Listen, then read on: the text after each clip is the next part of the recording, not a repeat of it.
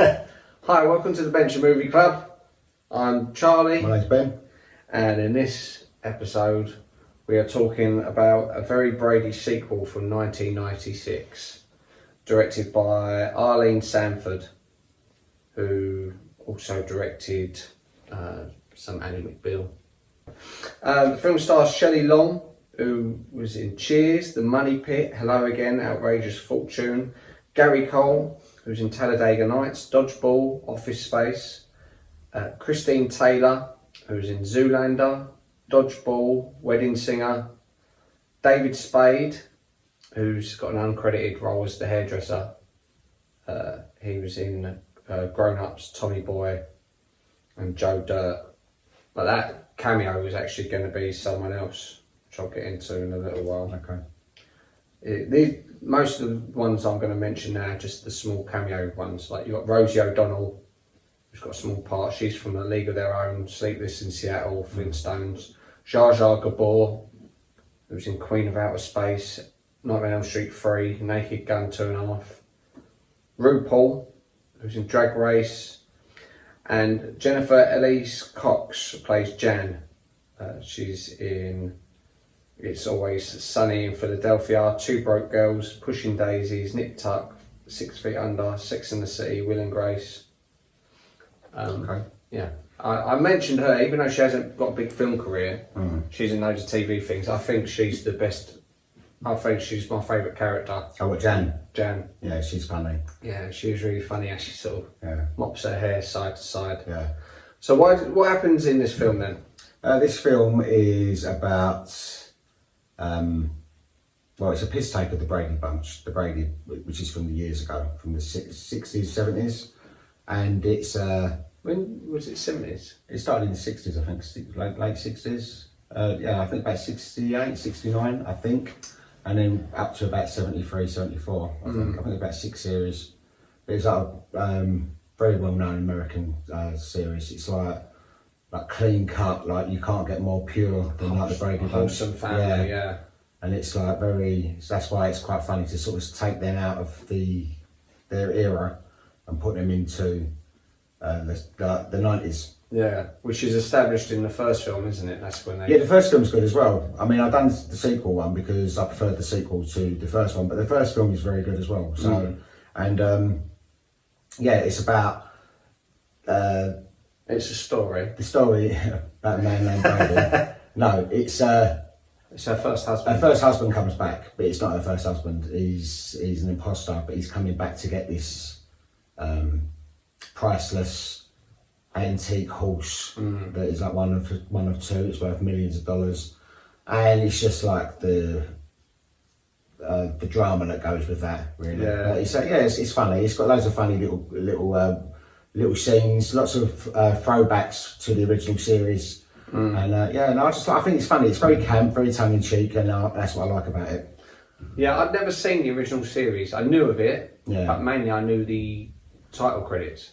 You know, the opening credits. Oh, that's well known, with the blue background. Yeah, like what we're doing now. Yeah. Yeah, so I was never against watching it, per se, but I just thought... It wasn't really big over in England, I don't think. It was more of an American thing, but I think people over here know it. You know of it. Yeah. It's just shown on Channel 4. Yeah, it's iconic. It's just well known. Yeah.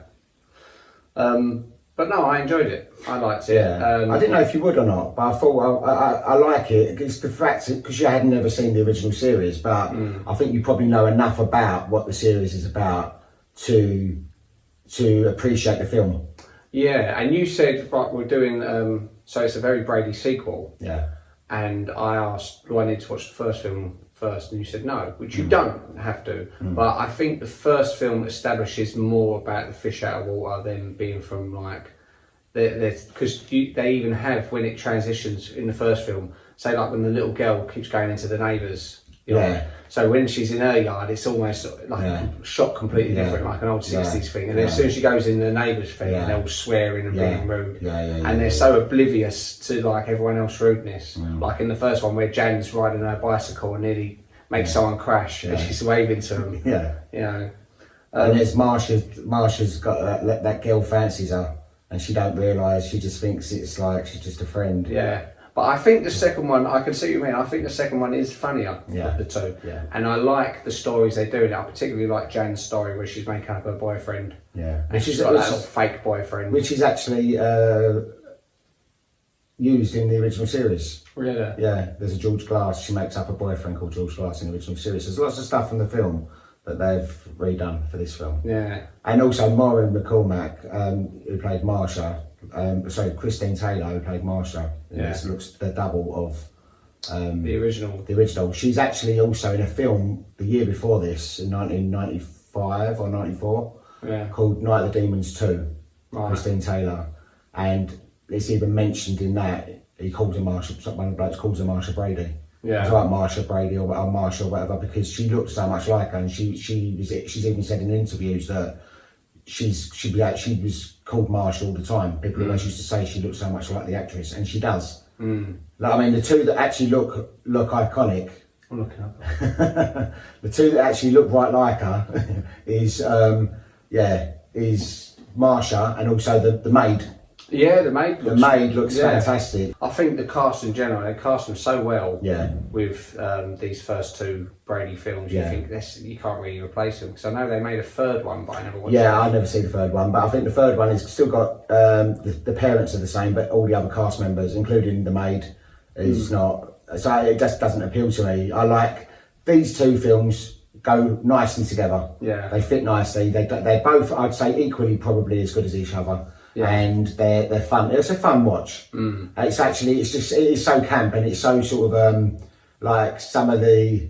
But it's not nasty either. No. It's not like one of these ones they just continuously do like toilet humour or bad things happen. No. They're just so happy and oblivious to everything. And it's other people's reactions to them, like when they're on the plane and they're doing their music, they're doing their little song. Yeah. And people are like sort of giving them dirty looks and going, what's this shit? Yeah, they're oblivious to it. And they're like moving through and like knocking people as they're moving past, and they go, "Can you just sit down, please?" Yeah. But it's like they're oblivious to it. When they're with the guy, the imposter, they're with him in the shopping mall, and on the escalators, and they're like this. So people are just looking. And James' hair going side to side. It's just funny. Yeah. It is. Listen, I like light-hearted, funny things, and this is definitely one of them. May I have your attention, please?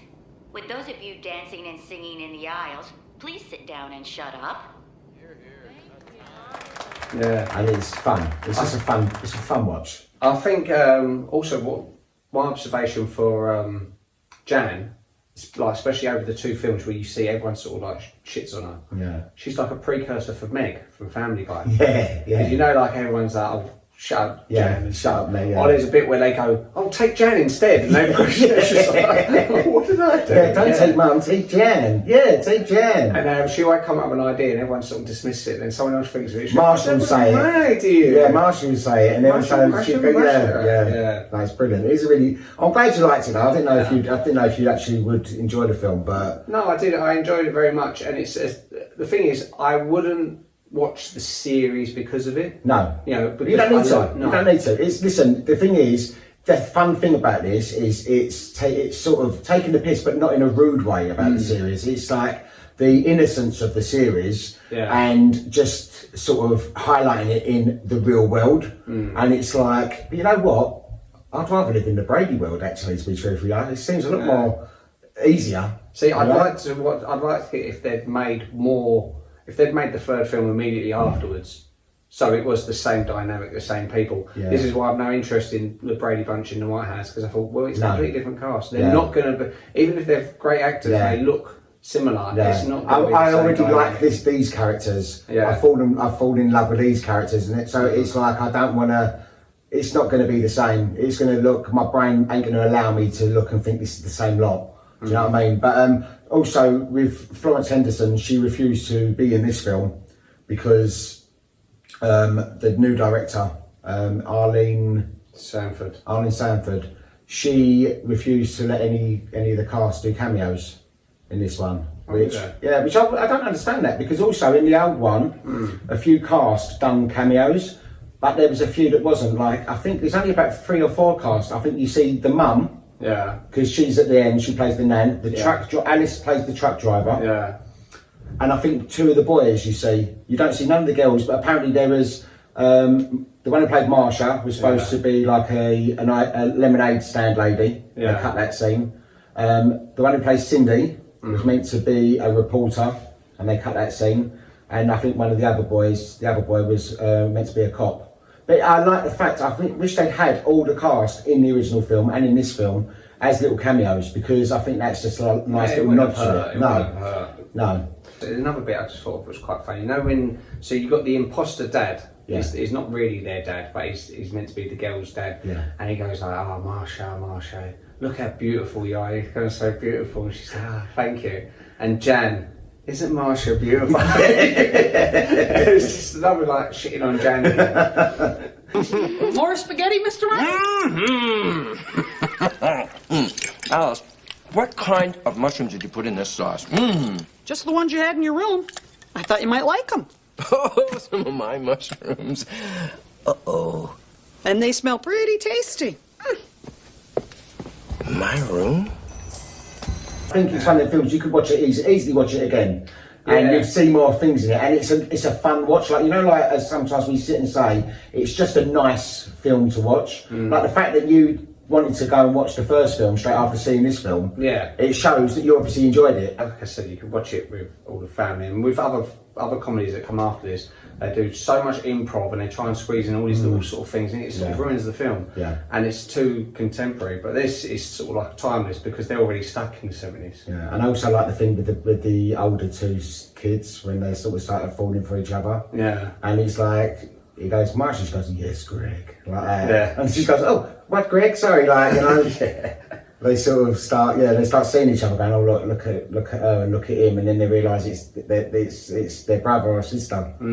But, yeah. And they have. Do you know? There's a little nod to something that happened in the original series. So at the very end of the sequel, you see Tiger, the dog, run out and get hit by a car. Yes. He runs out, and that's what happened to the real dog in the series in real life. Oh right. Because they had the dog in the first couple of series, and then the dog ran out and got run over. So they just wrote the dog. You never see it. Yeah, I do remember there was a dog in it, because I have actually seen the original series. I did watch it years ago. I watched it. It's just like, it's just easy watch, and it is very, very sort of it's so innocent. And in the first film, there's a bit where Shelley Long goes, "Whatever happened to that dog of ours?" Yeah. Tiger. So at the end of this one, you actually see it for a second, and then he gets hit by a car. Yeah, it is funny though. It is funny, and she's brilliant. I think she's brilliant as well. That the one who plays Marcia, she is. Like, I love her in Wedding Singer. She's also in Friends, wasn't she? She's the one in Friends who shaves her head bald. That's right. Yeah. You know, who goes out with Ross. Yeah. So she's in that. But I like everything I've seen her in. I love her in The Wedding Singer. She's really lovely in The Wedding Singer. In this, she's in The Craft. Yeah, yeah, she's like a bully girl. She's got the bully girl, her hair starts falling out. Dodgeball, she's got quite a big part. I've never seen Dodgeball. It's good, but she's in that with Ben Stiller, her husband. Yeah, I think they're divorced now. I don't know, I think they're still together, because I see a recent thing of them together. Maybe they split up and they got back together. Oh, okay. But I quite like them as a couple anyway. Yeah, but they've got a couple of kids as well. But yeah, no, I like the whole cast. The whole cast is fun. And like when he takes the magic mushrooms as well. Yeah. She finds in his... And also the maid takes them as well. Yeah, she goes, well, I had the spaghetti and I'm fine. Yeah, she goes in the fridge for the night. But it's like, yeah, so no, it's just fun. It's just a fun, easy watch, you know, and I enjoy it. It's got some really quotable lines in it as well. There's a lot of like gifs about this. Like Sure Jam is like probably one of the best, like one of the most used ones. Yeah, which, you know, at the time they probably just thought it was just like another... And she didn't expect that. She goes, out of all the quotes in it, what was it? She says school differently as well. Skill, like with a K. Yeah, and she actually made the producer, because the producer kept saying, can you say it properly? She goes, no, because she actually says skill like that. She'd watched the series. Yeah. She knew the series well enough. She goes, no, this is how she says school. She says skill. Yeah. Because they said, okay, can we just do one take where she says school? No, and she said no, because she knew they would use that one. Yeah. You know. Yeah, no, it's good. But Betty Thomas, who's the director of the first one, was expected to return to direct the sequel, but had just signed on to do Private Parts, which was the Howard Stern film. I've heard of that one. I've heard of it. I've never watched it. Howard Stern is like a shock jock in America, and he was big at the time, so he was doing like his own film. I mean, he's done a good job with this, but I can see that there's obviously it seems like the cast preferred the other one. I mean, the other one seemed to have more of a heartfelt. It's more of a love letter sort of thing. To the series and to the film, and that's why she wanted all the cast to like show up in the film. Well, they obviously all got on well with the first one because of like that Betty Thomas not coming back for the sequel. Stephen Gibbon, who played Mr. Phillips, nearly didn't return until he received the original director's blessing. Right. Yeah, and as I said earlier, David Spade has a small part as a hairdresser. It's not really a great sort of part. He doesn't do much with it, but it was originally going to be Chris Farley, who was originally going to do it, but he'd done a film Black Sheep with Tim Matheson, who plays the fake dad Roy. However, Farley's contract with Paramount Pictures had ended after Black Sheep, and he'd fallen out with them, so they didn't want to use him. So then Matheson asked, "Can we have David Spade?" Because he got on with him as well, and he said yes. And they all lived happily ever after, except Chris Farley, who died, of course, in December '97. Who's Chris Farley? He was an American comedian. He was like a very large actor. Okay. He was like meant to be the next big thing. He'd done like quite a few films which were big in America and didn't really transition over here yet. But he was of the sort of Adam Sandler, David Spade sort of generation. Okay. Like a John Candy type. Yeah. Okay, cool. Died of a speedball. Who? Speedball. What's that? A game? I think it's a sex act. Is it? No. Oh. Is it? Oh, how'd you do that? Yeah, what's that? No, speedball is like I think it's like cocaine, a mixture of cocaine and drugs then. Yeah, Okay. it's a drug overdose. Rosie O'Donnell, who of course had a cameo in this. She said the first film was cute and that the second one was mean-spirited, like despite her doing a cameo in it. Why was that? Because she's a hypocritical hippopotamus. Oh, why is it mean-spirited? Oh, I don't know. I don't think it's. Do you think it is? No, I don't think at all. I think the opposite. I think it's well intentioned. I think it's really nice. I think that both the films go really well together. I think they both really complement each other. You know? Unless she was sort of just focusing on Jan and she's thinking, oh, I want Jan to sort of get a happy ending, which Jan does in the end because she meets the real George Glass. But no, I've never had any intention to watch the White House one. It just doesn't appeal to me as well. The Bradys in the White House. So what's all that? Wasn't that? They're running for president or something. Was that something from the original series? No, I don't think so. I don't know. Well, I can't remember. Something, maybe not president. Maybe it's something else. I like the songs. I like the little song montages that they do. And they're catchy songs. And in the first one, Sunshine Day and all that, like the first, I mean, I get them mixed up between the two films because I see it as one big film, really. Yeah. And that's what I like. I like to sort of think I could watch them both after each other and I get the same out of the two of them. It's like you're binge watching a series. Yes. So you'd watch one after the other. You go, oh, we ain't quite finished. We ain't got there yet. Let's watch part 2. Yeah. So you can. It's a clever idea, and it wasn't that long after. Really, it's only about 20 odd years after, but it's a massive change in life in the 70s to like the 90s. I'm watching my figure for my new boyfriend. Ooh, boyfriend? Wow, that's news. I'll say. What's his name, Jam? His name is George. George what? Georgia Tropicana. What a nice name. Is he Cuban? No, I mean Glass. George Glass. That's funny. I've never heard of a George Glass at our school. That's because he's a transfer student. He came in the last week of school. He's really good looking, and he thinks I'm super cool. Sure, Jan. Imagine like if in like about 10 years' time they'd done like a parody of Friends, but like a modern uptake of Friends, but stuck them in. Yeah, but I don't think Friends is that dated though, is it? No, there's a few. I mean, people look and go, yeah, because it's not inclusive and all this stuff. But I think it's just like, I don't think you should change Friends. I think Friends is iconic. Maybe like the Brady Bunch. I suppose that is like the Brady Bunch of its time because it's very clean cut, very innocent. I think you'd have to give it a bit more time, but if the landscape is completely different, where people are really sort of sensitive, can't say or do anything, and then you stuck like Friends characters, you recast the Friends characters, like Phoebe with her silliness, and all that, and all their sort of like, oh my god, kind of joke things, and little 90s references, people would Could possibly work. It might work. But I think you need a bit more time. You need at least another 10, 15 years. Yeah. And it'd have to be done tongue-in-cheek like this. And also... But the thing is, it would be probably from a really mean-spirited world that it's going to be coming from, because that's the way the world's going. It's like everything is offensive now. Yeah, but this is the thing. With this, you think, compared to the 70s, the 90s looked like a horrible, scary place. And it was funny sticking these like happy-go-lucky people in the middle of that. So it might work sticking these 6 happy-go-lucky friends in whatever the world looks like. Yeah, because their problems was never really real problems, was they? No, it's all trivial stuff. It was probably the equivalent of the Brady Bunch back in the 60s and 70s, really, because it was fun. It was like it's an enjoyable series, Friends. I mean, I can still watch it till today. I can still watch it, but it is very probably like not real life.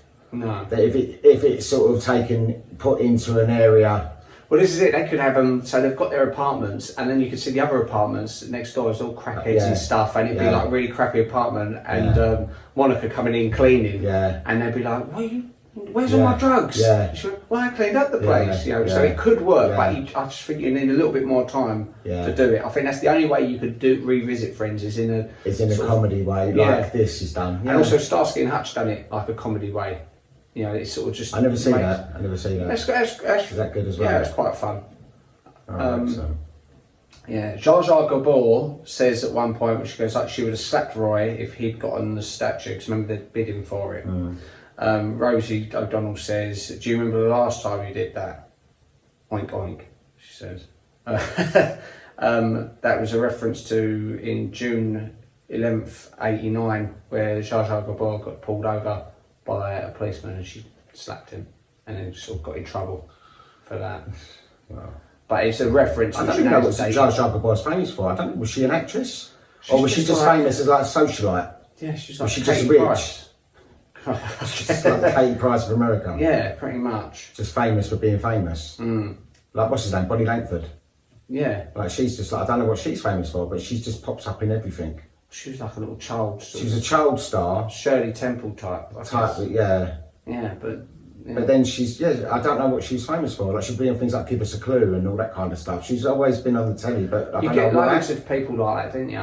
You get the same people when you have those like Celebrity Square stuff. You think, well, I know who's going to be. It's going to be this person, the guy with the puppet. Yeah. You know, and Basil Brush probably somewhere, and you know, it's just the same thing, just wheeled out each time because they've got nothing else to give apart from their personality, and that's it. They've got nothing real creative to do. You know, that sounds mean, but it's not in a bad way. You know, they're more successful than us, so can't slag them off. No, exactly. This was originally going to be released in July '96, but was pushed back to August because of Independence Day and Phenomenon. Okay. Because obviously, I don't think did you ever see Independence Day? No. See, Independence Day. Is that the one with the aliens? It's one of the films with aliens. Is it Will Smith, Bill Pullman? No, who's the other bloke? Jeff Goldblum. Is it Tommy Lee Jones or something? No, that's Men in Black. Is that the same? That's not the same thing. That's a few years later. I don't know. Independence Day, when that came out, and it had all it had for the trailer was the White House blowing up. People were like, "Oh my God, what's this film? Let's go watch it." And it was huge. It was such a huge film, and they knew it was going to be huge. So they thought, you know what? People going to the cinema, they're going to put all their money into that. Right. Or Phenomenon, which was a John Travolta film where he can do everything because he sees like it's very sci-fi era. 96, but you know, the Independence Day. A lot of films like that in the 90s, though, weren't there? Yeah, it was like the dawn of disaster movies because then you've had things like Volcano, Dante's Peak, Armageddon. There's good films in the 90s, actually. Oh yeah, I love the 90s. I think it's one of the best decades for films. Like we've got a lot of good films from the 90s. I think it's my second favourite decade for films. Yeah, 80s is your first, isn't it? Yeah, I say 80s, then 90s, then 70s.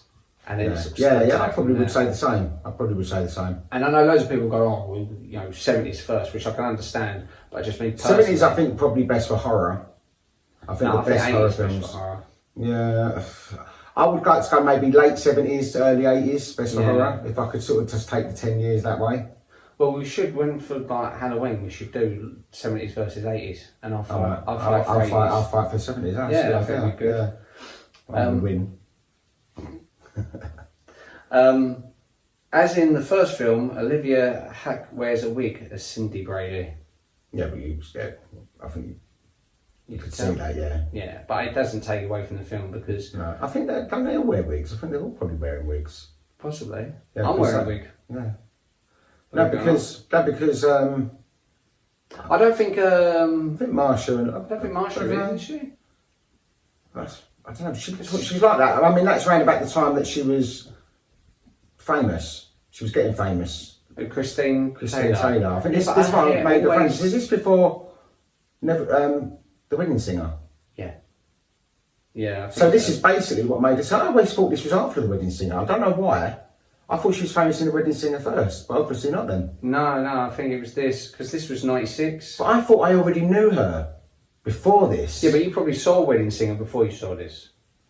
Because they're about the same maybe, time. It's maybe. only like a year or two. Yeah, between it. maybe.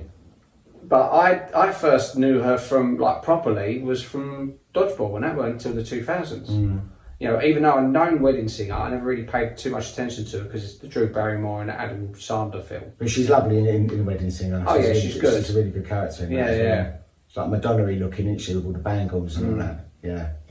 That's a good film. A bit slutty as well. Yeah. Yeah. While some critics preferred the sequel, like we do, those are fans of the series was disappointed that there wasn't more references to the original series. Yeah. Which there is a lot more references in the first film. Yeah. I think there's every opportunity they could to reference the series they did, whereas this one they just sort of carried with a new story. Yeah. I mean, there's still references to it, like you said, the boyfriend thing from the series. Yeah, the George Glass bit, that comes from the series. What I was going to say as well, let's having a little look at the IMDb's for the Brady Bunch movie, which was 6.2, where the Very Brady Sequel was a 5.9. And Rotten Tomatoes, the Brady Bunch movie, the original one, got 64% by the critics and 47% by the audience. Whereas the Very Brady Sequel got 57% by the critics and 35% by the audience. Now, I would have thought the audience would have been higher than that. No. And the budget for the Very Brady Sequel was 15 million and it made 21.4 million. I don't know how much the Brady Bunch movie cost to make. Probably round about the same, I'd reckon. I don't reckon it'll be, so probably roughly about the same, so maybe 15 million. But it made 54.1 million. So it was a better return. But as I say, I'm surprised that the Very Brady Sequel is low down in the audience. Because there's more quotable things, I think, from the sequel. I think, like I said, I think it's just where there were so many fans of the original series who, I suppose, like if we go back to the idea of a Friends parody and say the first one, they make loads of references to the first series. Here's Janice, here's that storyline, there's Ross getting a tan, there's all, and then they've done the next one, they start coming up with new ideas for the Friends. Loads of fans of the original series might go, oh, it's not as good because it's not got as many Friends references. Yeah. You know, it's hard to tell because I never watched the series, the original series. Yeah. Did you ever see I think it was on the Jimmy Fallon show with Usher and all those celebrities singing We Are the Champions? No. And they'd done it in like a Brady Bunch box. Oh, and the superheroes. I didn't. One who was married to Anna Faris, he was in it as well. Yeah. I did see, there's a story and they sang it like, and it had Scarlett Johansson and all that. And you sent it to me, I think. It's Brady Bunch sort of thing. Yeah. And they made up new words to it. Yeah, no, but there was also, they'd done another one, a different one with different celebrities, just singing We Are the Champions, but they stuck them in boxes like Brady Bunch. Right. And Usher, you've heard of Usher? Yeah. He assumed he was going to be in the middle, but I think they stuck like Lady Gaga in the middle, but he thought he was going to be in the middle, so he's going like, We Are the Champions, like singing around to all these other people. They ended up sticking him in the bottom corner. So it looks really embarrassing because he's looking over here, there's no one there and down there. Not like us, because we've got someone up there, down there, and to the side, and up there, down there. One down there as well. Yeah, so and the maid in the middle occasionally. We won't make that mistake. Yeah. No, but yeah, I enjoyed it a lot more than I thought. I thought I'd like it a bit. It's never been on your watch list. I don't think you would have probably ever watched this if I hadn't sort of said to you about let's see this film. No, I wouldn't have. I hadn't heard outside of you. I hadn't really heard. I thought that you would have liked it, considering when you said, oh, then you watched the first one. I thought he must have liked it, because why would you then put yourself through another one, which you also equally liked? You said it's like basically, and I like the both. I like the. I wish I'd seen the first one first. Yeah, but I didn't know, in case you hadn't liked it, then you're going to have to sit through the sequel, and you're going to go, oh, fuck it, you know. Whereas if I'd known, I would have said to you, yeah, watch them both. Yeah, but I do think the second one is better. Yeah, but you'd watch them again, wouldn't you? Yeah, I will watch them again. And even like after this, I was trying to find more of that dynamic, and there was a series. That's another thing, because you've sent me little clips and interviews with like the Jan and the Marcia characters and all that. I thought, well, he's obviously investing in it, because he's sending me clips of stuff. Yeah, which that shows me. I thought you did like it. And there was a series. I think it might have been Wings, which itself I think is a spin-off from Cheers in some way or something. Loads of these series are connected one way or another. It's like Caroline and the City is connected to Friends, and so is Mad About You, because Ursula is a waitress in Mad About You before Phoebe was all this stuff. But this series, there's a bit where the main woman in it, she's going, she fantasises about being part of the Brady Bunch, and she is basically Marcia in this, and everyone loves her, but all the other Brady Bunch kids are the ones from this film. Oh, right. So you get to see like an extra scene of them, and you've got Jan going, Marcia. Yeah. Oh, right. Yeah, so it's worth watching just that one clip on YouTube. Yeah, no. So yeah, I went down the rabbit hole a bit, just finding more, because again, I've no interest in watching the third one, because yeah, well, I love it. I love, as I say, I've seen the series and I've seen it, and it's just never appealed to me. I feel that I would be really disappointed with it. I just don't know. I can't see it being fun. No, I think I'll probably watch it at one point. I'll probably, just for argument's sake, I'll watch it, and if it's any good, I'll say actually it's quite good. Yeah. But I think it'll be hard not having all the kids in it and the maid. Yeah. See, I like Shelley Long and I really like Gary Cole, and they're both in it. Yeah. But my favourite ones in this, as I said, was Jennifer Ellis Cox and Christine Taylor, and probably the oldest boy, the other ones. Yeah, he's quite funny. You know, he's fun and like all goofy and happy. But they're really good. They're really good. They're really good characters. All the characters are really good. And it's a shame they didn't make more of them while they were of that age. And then, you know, it wouldn't work if you got them all back now. Yeah. Oh no. They're way too old. They're in their 50s now. I think Christine Taylor's a couple of years older than me. So it's about 53, I think, now. Yeah. So, yeah. No, but yeah, it's a good choice. I liked it. Yes. All right, well, I'm glad you enjoyed that. So, okay, so what we got for next week, then, Charles? Well, next week, I'm going to pick from the 80s, probably my favourite action film. Well, it's definitely up there as one of my favourite action films, and that's Big Trouble in Little China. Cool. Starring Kurt Russell and Kim Cattrall. And I'm going to try and get our other brother George in on it, because I know he likes the film as well. Oh, perfect. You know, and so Big Trouble in Little China. So if you haven't watched that film, watch that. Yeah. Please hit the like button and subscribe. And if you've got any suggestions of films you'd like us to consider, put that in the comments and we'll have a look and go, no, I ain't doing that. Share. Yeah, share. Share. Yeah. Enjoy. Well, thank you very much for listening, and have a very groovy day. Share.